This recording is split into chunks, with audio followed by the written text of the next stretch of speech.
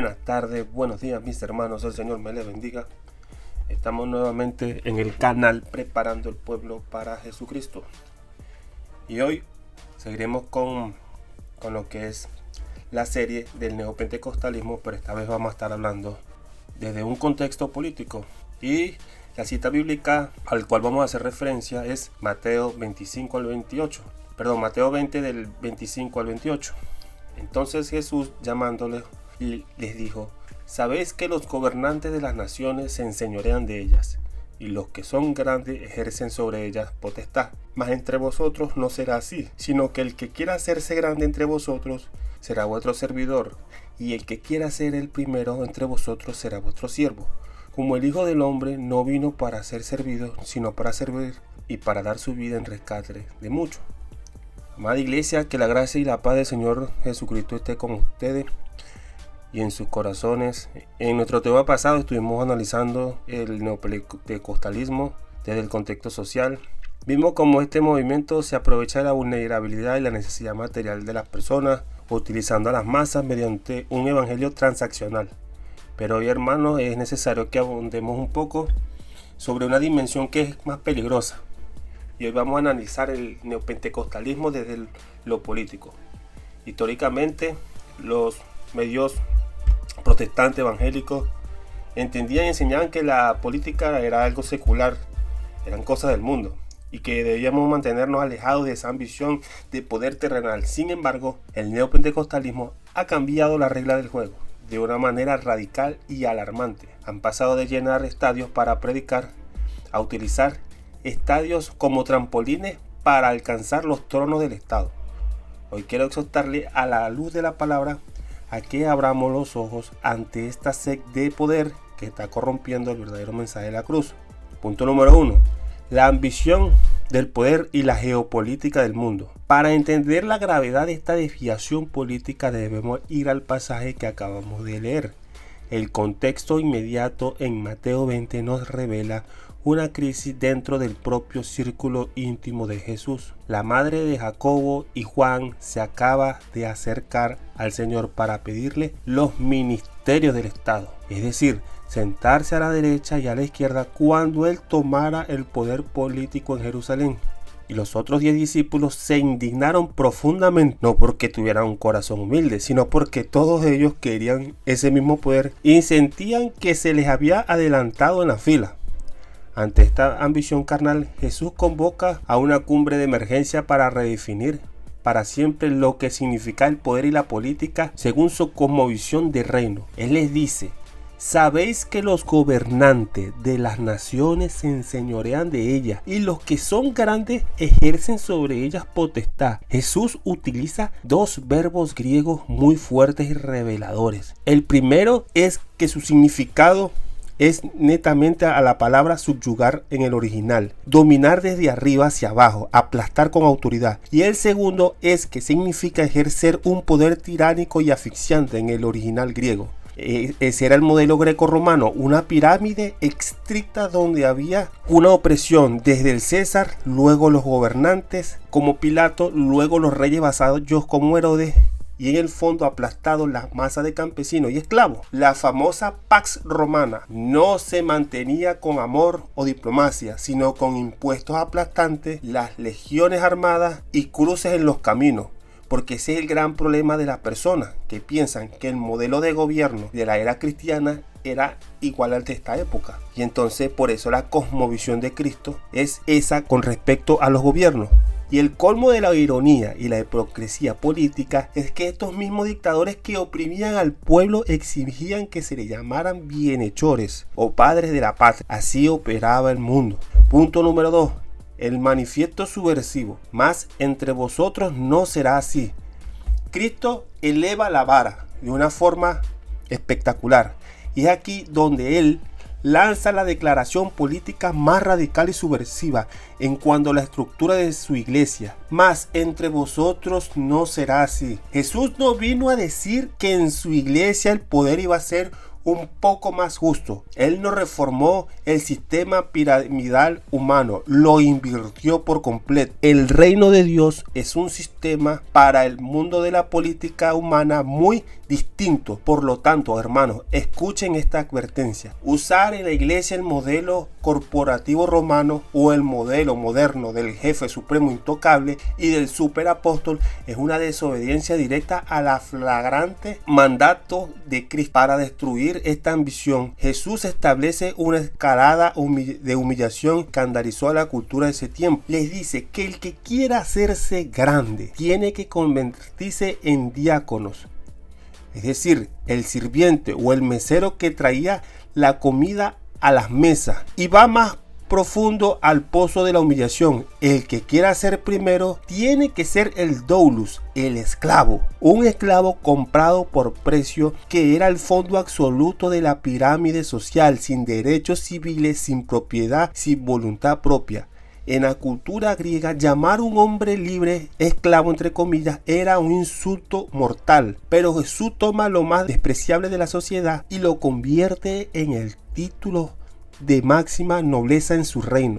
Nuestro rey se llama a sí mismo el Hijo del Hombre. Cualquier judío de esa época sabía que en Daniel 7 el Hijo del Hombre es una figura divina, el rey cósmico al que todas las naciones y pueblos sirven. Pero aquí está la gran paradoja del evangelio. Jesús, ese rey cósmico, nos dice: no he aterrizado en la tierra para exigir mi trono político, ni para que me laven los pies, sino para agarrar la toalla y hacerlo yo mismo. Parafraseando, si el rey del universo se hace esclavo, doulos, como lo dice en el original, ¿qué derecho tiene Jacobo, Juan o cualquier líder político moderno neopentecostal a exigir privilegios políticos, escoltas, estatus o un trato VIP?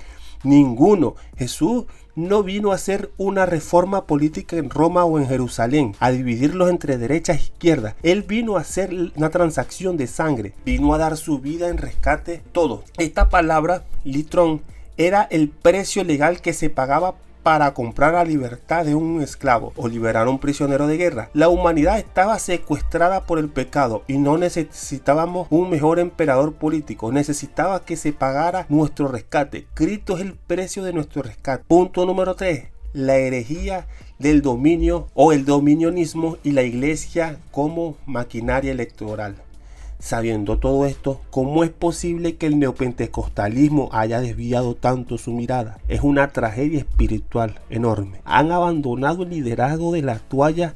El verdadero liderazgo cristiano es cruciforme, tiene forma de cruz y se basa en sacrificar la vida por otro. Pero estos movimientos han creado una justificación teológica perversa para tomar el poder del Estado, la infame teología del dominio o el mandato de los 7 montes. Enseñan de manera contraria a la Biblia que los cristianos tienen el deber de conquistar las 7 esferas de la sociedad, incluyendo la política y el gobierno. ¿Y qué ha provocado esto? Que las mega iglesias funcionen hoy como maquinarias electorales perfectas. Como tienen miles de miembros que confían ciegamente en la figura de su apóstol o profeta, este líder tiene en sus manos un voto cautivo. Qué indignante es ver cómo el líder espiritual se presenta ante los políticos tradicionales, actuando como un cacique electoral, negociando ministerios del gobierno o favores a cambio de los votos de las ovejas del Señor, no sabiendo que más grande que todos los gobiernos, que todos los puestos políticos del mundo es ser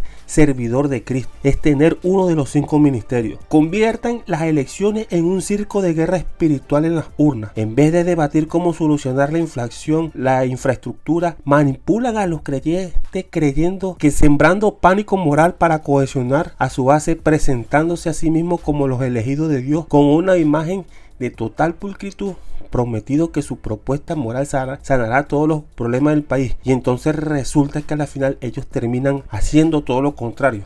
Punto número 4. El fracaso del gobierno de los justos. Pero la realidad nos golpea en la cara. Despertemos de esta ilusión. A pesar de su capacidad para movilizar a las masas, cuando estos líderes neopentecostales o los candidatos políticos que ellos apadrinan llegan al poder ejecutivo en América Latina, suelen fracasar rotundamente. ¿Por qué? Porque ser un orador carismático o un buen pastor no te otorga competencias técnicas en economía, política, exterior o administración pública, y peor aún, termina cayendo en la misma pestilente corrupción política tradicional. Miremos la advertencia que tenemos en nuestro propio continente. En Brasil, la bancada evangélica respaldo a Marcelo Crivella para alcalde de Río de Janeiro. Crivella, obispo de la Iglesia Universal del Reino de Dios y sobrino del multimillonario Edir Macedo, tuvo una gestión desastrosa. Favoreció exclusivamente a los miembros de su iglesia, saltándose las filas del sistema de salud. ¿Y cómo terminó? El autoproclamado líder moral, arrestado en el 2020. A días de dejar su cargo, acusado de liderar una red de sobornos llamada el QG da Propina, destruyendo el testimonio del evangelio. Miremos en Guatemala, el país más evangélico de la región, donde el peso de estas mega iglesias es brutal. Impulsaron a Jimmy Morales en 2015 con el lema ni corrupto ni ladrón. Supuestos apóstoles como Oscar Luna lo respaldaron públicamente, pero en el poder se vio sumergido en escándalos de corrupción familiar y para protegerse expulsó de la Comisión de los Derechos, expulsó la Comisión de Anticorrupción de la ONU y terminó con niveles de aprobación por el suelo, demostrando que el aval de la iglesia neopentecostal no garantiza un gobierno ético. Y no olvidemos el caso de Venezuela, cosa que conozco ya a profundidad. El fundador de la iglesia Maranatha Venezuela, este hombre movilizó miles de hombres y jóvenes regalando platos de sopa con el evangelio cambia. Este hombre se llama Javier Bertucci, pero en 2018 decidió instrumentalizar